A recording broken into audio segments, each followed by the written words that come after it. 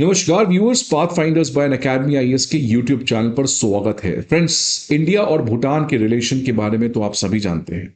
International relation के geopolitical theory में India और भूटान के रिलेशन को एग्जाम्पल की तरह यूज किया जाता है जब भी हमें यह समझना होता है कि दो कंट्री, खासकर जब एक कंट्री बहुत बड़ा कंट्री है, बिग पावर है, और एक कंट्री बहुत छोटा कंट्री है, स्मॉल पावर है, लाइक भूटान, कैसे एक बड़े कंट्री एक छोटे कंट्री के साथ एक म्यूचुअल रिस्पेक्ट वाले रिलेशन में रह सकता है।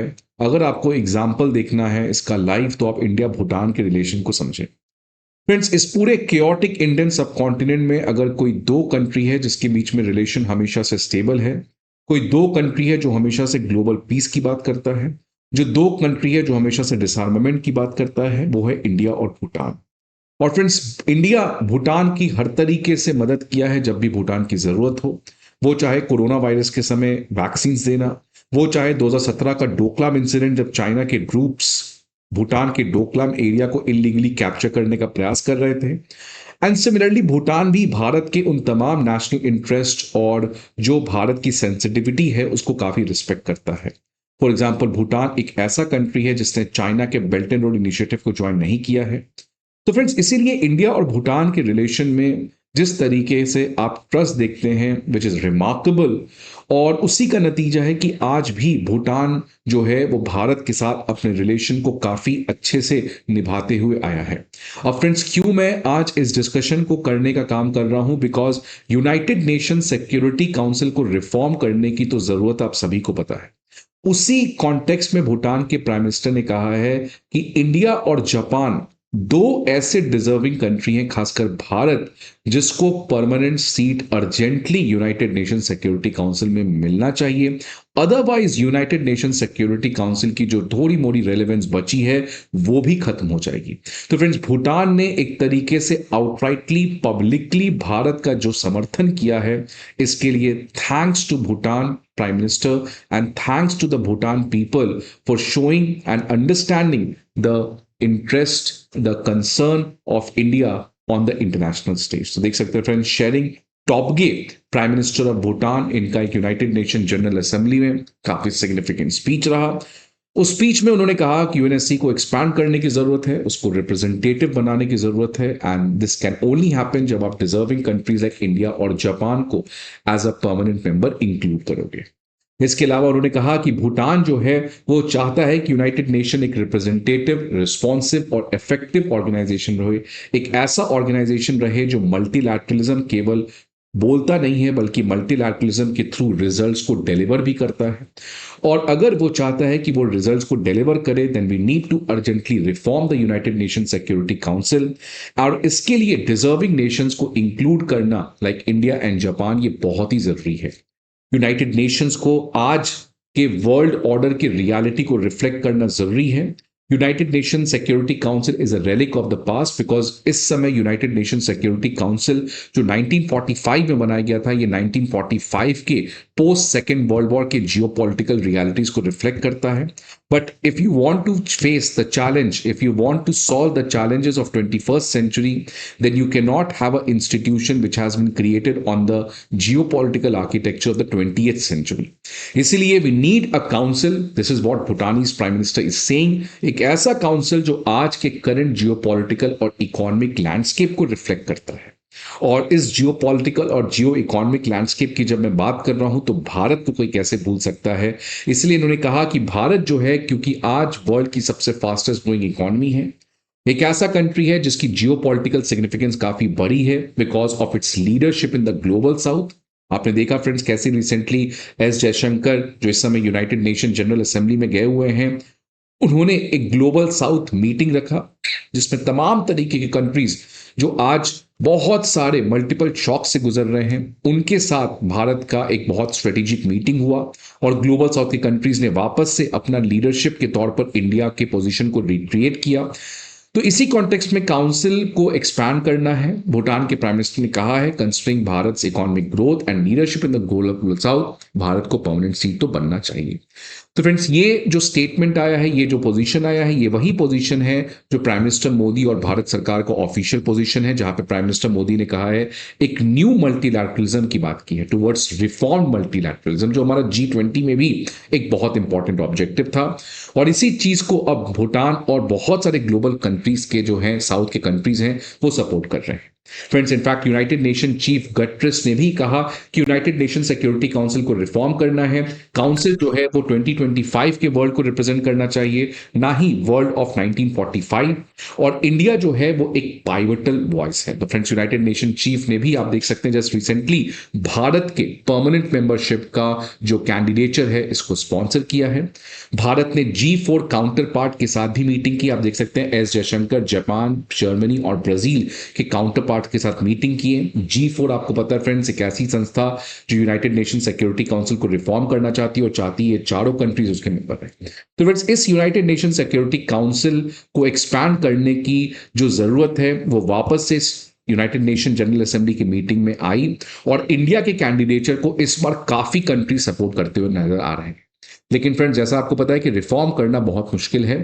तो इन तमाम चीजों के बारे में बात करेंगे कि क्या इसको एक्सपैंड करना चाहिए, क्या इसको एक्सपैंड करना पॉसिबल है, और अगर नहीं पॉसिबल है तो क्या इमीडिएट सॉल्यूशंस हो सकते हैं कि यूनाइटेड नेशन को हम कुछ हद तक रेलेवेंट बना सकें। इन तमाम चीजों की डिस्कशन करने के ऊपर फ्रेंड्स आज हम लोग बात करेंगे। बट आगे बढ़ने के पहले एक इंपॉर्टेंट इंफॉर्मेशन आप सभी के लिए कि अनअकैडमी आईएएस जो है वो free prelims mock test, previous year questions और करंट अफेयर मैगजीन्स, ये सभी चीजों के जो पीडीएफ है फ्रेंड्स आपके सामने लेकर आए हैं। ये सारे पीडीएफ आपको हमारे दिए गए वीडियो के डिस्क्रिप्शन बॉक्स में प्रोवाइड किया जाएगा। इसके अलावा फ्रेंड्स, अगर आपको किसी भी तरीके की इंफॉर्मेशन चाहिए, आप इस नंबर पर हमें कॉल कर सकते हैं, या आप हमारे किसी भी ऑफलाइन सेंटर पर विजिट करके हमारे एजुकेटर्स और मेंटोर्स के साथ 1-to-1 गाइडेंशिप एंड मेंटोरशिप भी अवेल कर सकते हैं।